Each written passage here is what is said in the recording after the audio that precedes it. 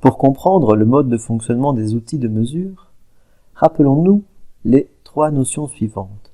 L'intensité de courant, qui est un nombre de charges qui passe par unité de temps dans un circuit.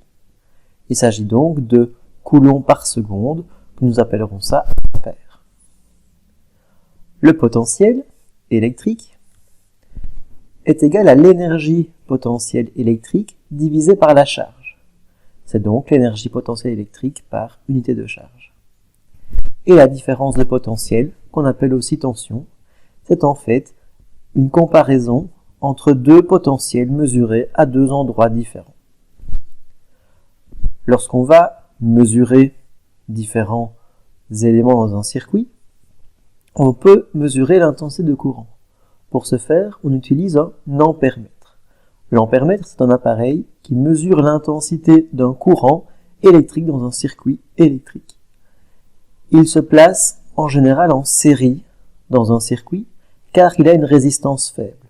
En effet, en ajoutant une résistance très faible dans le circuit, on ne modifie pratiquement pas la résistance totale du circuit et donc on peut donc faire des mesures précises.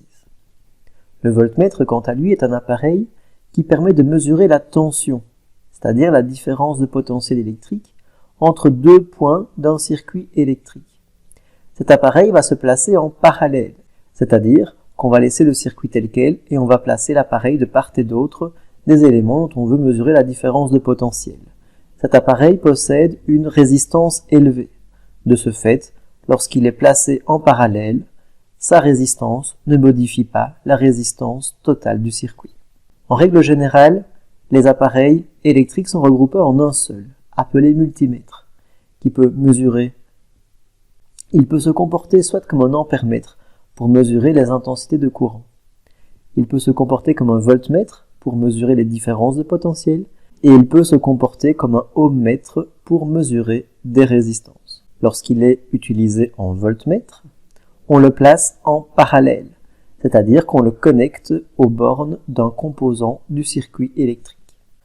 Lorsqu'on l'utilise en ampèremètre, c'est-à-dire qu'on mesure l'intensité du courant, il sera placé en série, c'est-à-dire que l'on va remplacer un fil du circuit par l'appareil de mesure.